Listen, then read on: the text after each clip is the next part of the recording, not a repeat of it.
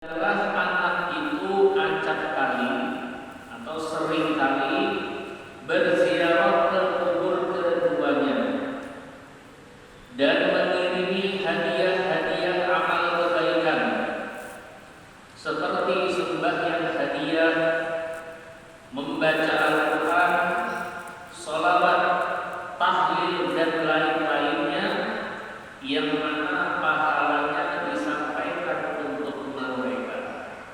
Ini masih kita membahas tentang hak-haknya kepada hak seorang anak kepada kedua orang tua. Haknya orang tua atas anak. Ketika orang tua hidup, ini banyak sekali perkara-perkara yang dapat kita lakukan sebagai bentuk wujud bakti kita kepada kedua orang tua. Lalu apakah misalnya sesudah orang tua kita meninggal, apakah habis sudah? Apakah tidak ada lagi bagi seorang anak untuk cara berbakti kepada mereka berdua? Nah, setelah orang tua meninggal, walaupun orang tua meninggal, ini masih ada cara-cara seorang anak ini untuk melanjutkan bakti kepada kedua orang tuanya, walaupun orang tuanya tersebut ayah atau ibunya sudah meninggal dunia. Apa di antaranya? Seringkali anak ini ziarah, mengunjungi kubur orang tuanya, kemudian mungkin dia melakukan sholat atau sembahyang hadiah, kemudian tahlil, kemudian sholawat, yang mana pahala-pahala kebaikan tersebut ini kita niatkan, kita hadiahkan kepada orang tua yang sudah meninggal dunia. Dalam sebuah hadis ada riwayat disebutkan bahwasanya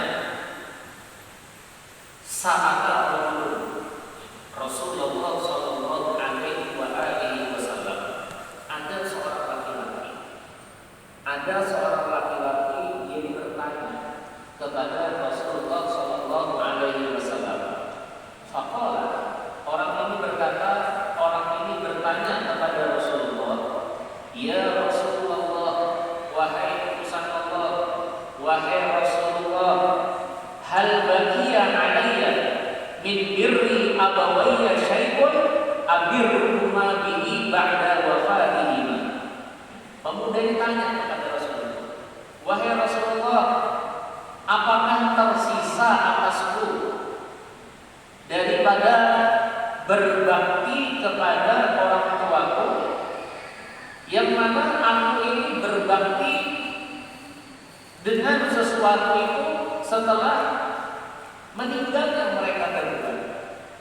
Artinya pemuda ditanya, orang bertanya kepada Rasulullah, kalau orang tuanya masih ada, jelas dia masih bisa bakti kepada orang tuanya. Nah, ini orang tuanya sudah meninggal, ayahnya meninggal, ibunya meninggal, apakah masih ada kata pemuda tersebut sesuatu yang bisa aku lakukan, yang bisa aku kerjakan sebagai bentuk wujud baktiku kepada orang tuaku setelah mereka berdua meninggal dunia? Maka dijawab oleh Rasulullah, qala na'am, ya ada, masih ada kata Rasul cara berbakti bagi seorang anak kepada orang tuanya walaupun orang tuanya tersebut sudah meninggal dunia. Kata Nabi SAW, as-salatu alaihima, mendoakan kepada orang tuanya,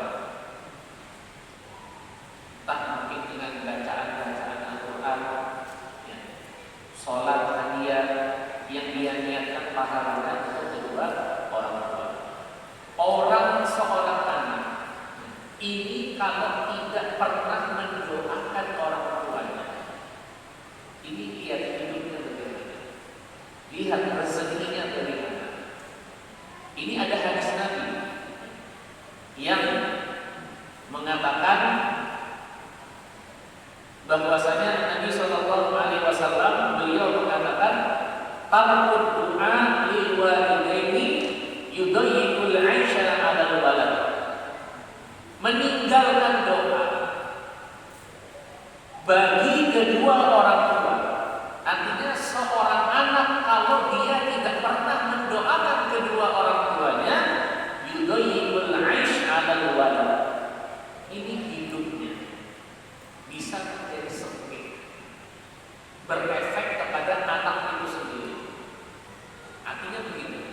Katakan kita ini punya orang tua, ayah ataupun ibu.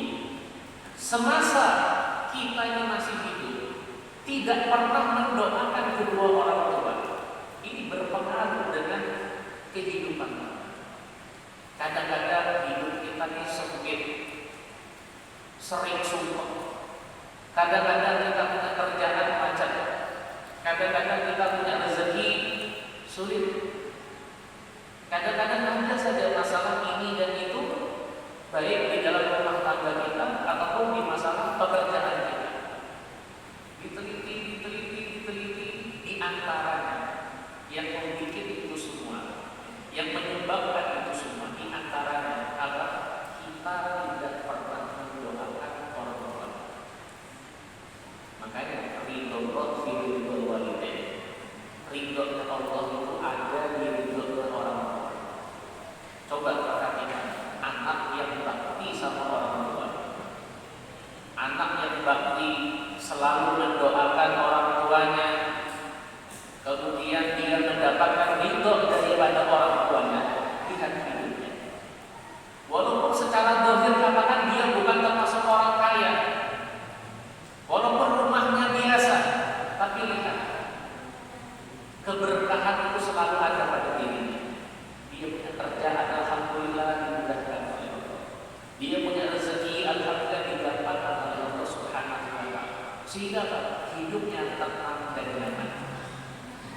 Makanya kita berdoa, sempatkan di dalam sholat kita mendoakan orang tua kita, baik orang tua yang masih hidup ataupun orang tua yang sudah meninggal dunia. Ini salah satu cara kata Nabi, as-salatu alaihi. Kemudian apa kata Nabi? Wal istighfaru lahuma, memintakan ampun bagi keduanya, memohonkan ampun bagi kedua orang tua kita.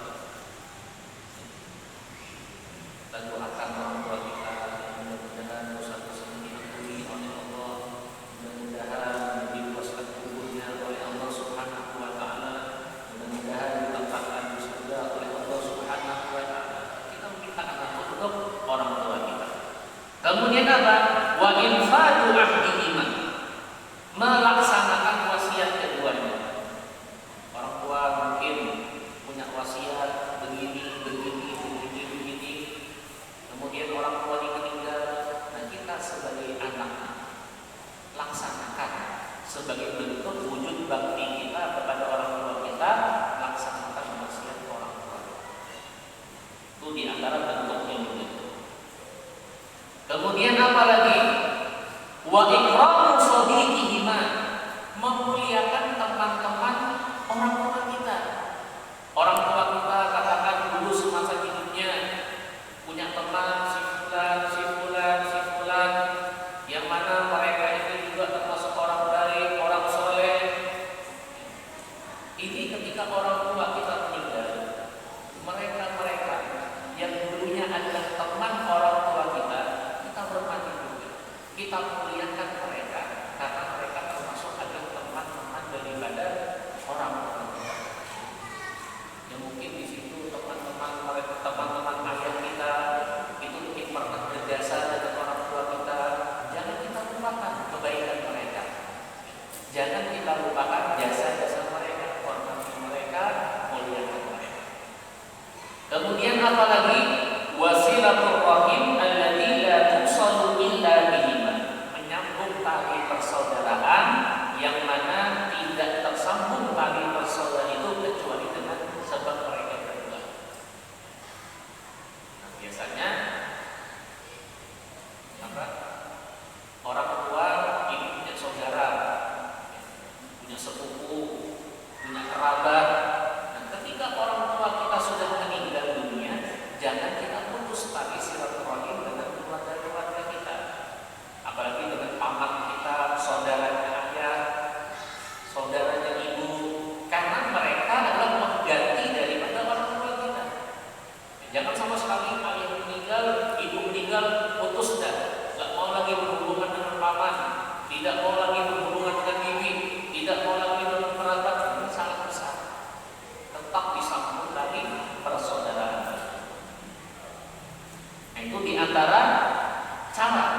bentuk wujud bakti kita kepada orang tua yang sudah meninggal dunia. Lalu tadi di kitab disebutkan juga bentuknya apa juga ya, acap kali, sering kali ziarah ke kubur orang tua kita. Selain kita mengunjungi ziarah kepada makam kubur orang tua kita, di situ juga ketika kita masuk ke dalam area kuburan, ini mengingatkan kita akan akhirat. Artinya begini, kita masuk ke area makam atau kuburan, kan di situ banyak nisan. Ini juga menjadi pelajaran buat kita. Apa? Tidak lama lagi pasti kita juga akan merasakan berada di tempat seperti ini. Nah, itu menjadi pelajaran buat kita. Apa pelajarannya? Apa bekal kita? Apa sahabat kita untuk mempersiapkan untuk berada di tempat yang seperti ini? Siapa yang sekarang yang bisa menemani kita? Siapa yang mampu menerangi kita punya kubur? Siapa yang bisa menemani di kala kita sendirian di dalam kubur? Ya tidak lain adalah amal-amal soleh kita, amal-amal kebaikan kita, Qurannya kita, ya kita sering mengaji, baca Quran, itu nanti menjadi teman, menjadi cahaya. Kemudian amal-amal kebaikan kita mungkin sering membahagiakan orang, sering menghibur orang, sering membantu orang, itu nantinya membantu kita dan lain sebagainya. Ziarahnya anak ke kubur orang tua ini termasuk bentuk wujud baktinya dia kepada orang tuanya. Dalam sebuah hadis, An-Nabi Shallallahu Alaihi Wasallam beliau mengatakan tentang masalah ziarah ke kubur orang tua. Apa kata Nabi? Man zara qabra walidayhi aw ahadihima ihtisaban kana ka'adri hajjatin mabruratin wa man kana zawwaran lahuma zaratil malaikatu qabra. Yang artinya man zara qabra walidayhi, barang siapa yang menziarahi kubur walidayhi, kedua orang tuanya, au ahadihima, atau salah seorang daripada keduanya, ihtisaban lillah, karena Allah Ta'ala, semata-mata karena Allah Ta'ala, karena ka'adri hajjatin mabruratin, adalah dia mendapatkan pahala seperti haji yang mabrur, pahala haji yang diterima oleh Allah, pahalanya seperti ini. Wa man kana zawwaran lahuma, dan barang siapa yang senang menziarahi kubur kedua orang tuanya tersebut, zaratil malaikatu qabra, malaikat nanti akan menziarahi kubur anak ini setelah mati ini. Nah, kemudian ini hadis ini diriwayatkan oleh Imam Hakim. Hadis riwayat Imam Hakim, rawahul Hakim. Nah, kemudian seperti kebiasaan yang kita lihat ya, ketika hari Jumat pagi, banyak kan orang ziarah ke kubur orang tuanya. Nah, apa fadilahnya? Ini ada utama juga. Ya, berdasarkan hadis riwayat Imam Baihaqi, qala Nabi sallallahu alaihi wasallam, man zara qabra abawaihi aw ahadihima fi kulli jum'atin, barang siapa yang ziarah mengunjungi kubur kedua orang tuanya, aw ahadihima, atau salah seorang daripada keduanya, fi kulli jum'atin, di setiap hari Jumat, ghufira lahu wa kutiba baron, Allah akan mengampuni dosanya, wa kutiba baron, dan dia dicatat sebagai anak yang berbakti kepada orang tua. Ziarah ke kubur orang tua, mintakan ampun untuk mereka, doakan mereka. Jadi jangan kita lupa dengan orang tua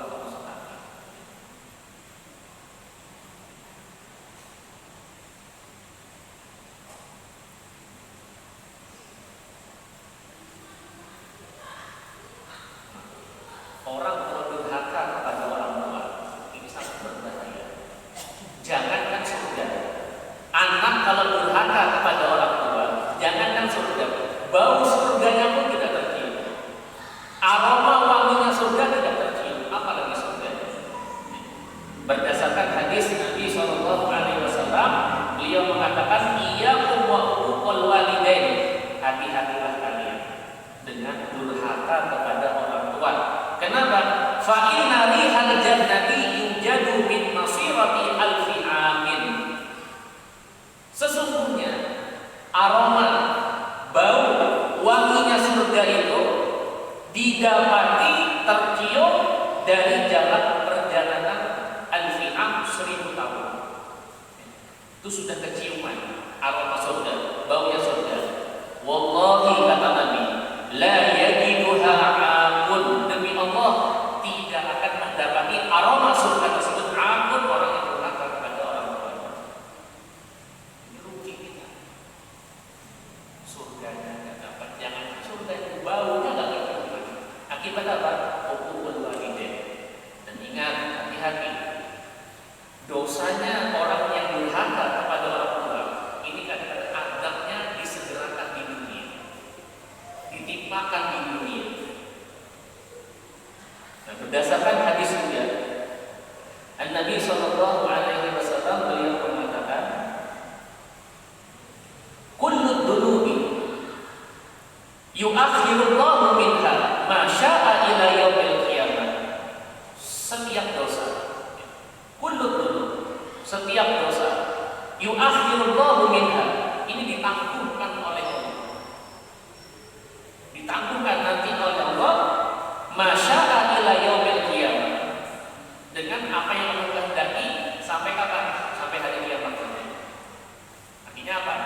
Adabnya, balasannya, siksaannya nanti ditangguhkan sama Allah nanti ila yaumil qiyamah. Illa uququl walidain, kecuali durhaka kepada orang tua, fa innallaha yu'ajjilu li sahibihi fil hayah qabla al-mamat.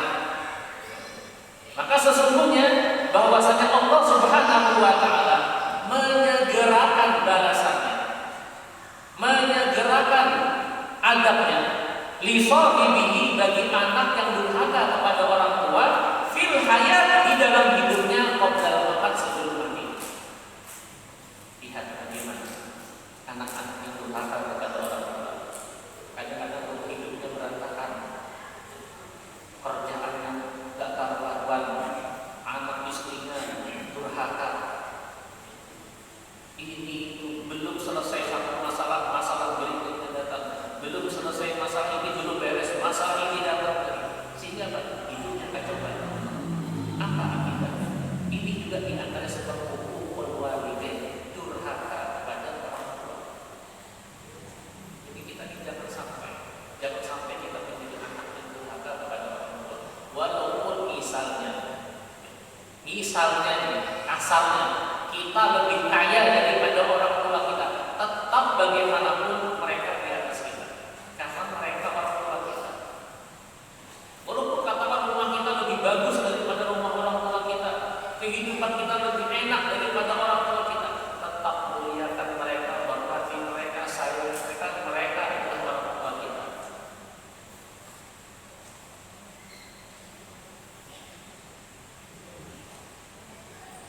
Doanya orang tua yang luar biasa. Kalau sudah orang tua berdoa,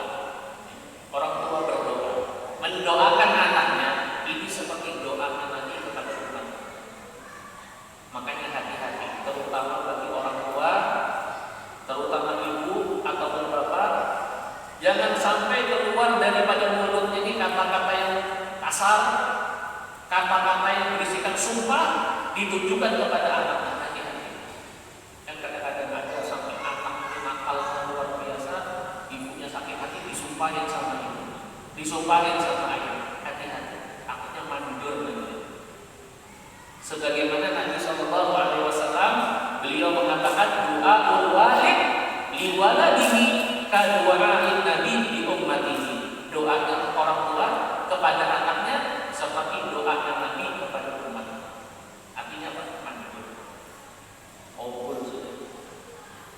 Makanya orang tua kita ada, minta doa sama orang tua. Minta doa sama orang tua. Kita amal kita sama orang tua. Perantaranya adalah orang tua kita. Allah Subhanahu wa taala yang memberikan kita.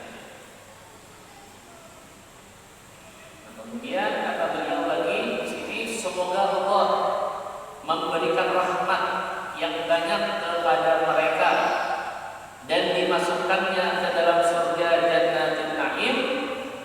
Dan baik pula anak itu berwakil kepada orang ulama dan sholihin untuk beramal yang pahalanya dihadiahkan kepada mereka.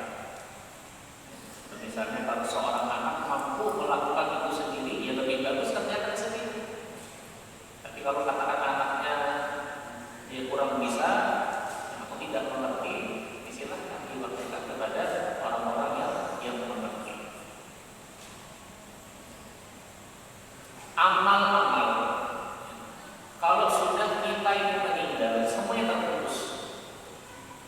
terputus. Nah, ada di antaranya yang masih bisa berlanjut, sebagaimana Nabi SAW beliau mengatakan, "Idza mata ibnu Adam," apabila telah mati, telah meninggal ibnu Adam, siapa? Manusia.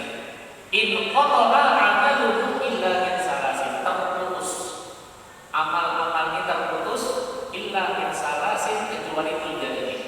Walaupun dia meninggal, tetap mengalir terus pahalanya, kebaikannya tetap terus berjalan berlanjut. Apa saja di antara 3 tersebut?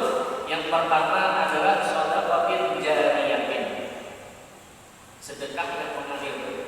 Maksudnya bagaimana? Begini, kita mungkin selama hidup kita katakan menyumbangkan sedikit atau sebagian dari harta kita untuk apa? Bangun masjid, bangun musola, bangun tempat-tempat kebaikan. Walaupun katakan yang kita berikan itu hanya 1 biji paku, misalnya 1 biji paku, lalu kita meninggal, ini pahalanya terus kita dapat mengalir dari 1 paku tadi, tetap dapat kiriman pahalanya, dan itu bermanfaat. Jadi jangan pernah meremehkan sekecil apapun daripada amal kebaikan. Itu 1. Shadaqatin jariyatin. Ya termasuk juga apa? Termasuk juga shadaqatin jariyatin. Misalnya, katakan dia alhamdulillah diberikan rezeki Allah. Dia tahu ini rezeki dilipat daripada Allah Subhanahu wa Ta'ala, bukan punya dia. Lalu apa? Dengan rezeki yang dia punya, dia bikinkan keran-keran air minum di rumahnya untuk siapapun yang mau ngambil, silahkan. Tidak usah bayar, silahkan ambil saja. Orang yang meninggal, tapi kerannya tetap jalan, dapat pahala lagi. Walaupun dia meninggal, ini termasuk shadaqatin jariyah. Kecuali dibungkus, ditutup, maka dapat lagi dia. Yang kedua apa? Wa ilmin yuntafa'u bihi, ilmu yang bermanfaat. Contoh misalnya, ada seorang yang berilmu, seorang guru mungkin, seorang kiai,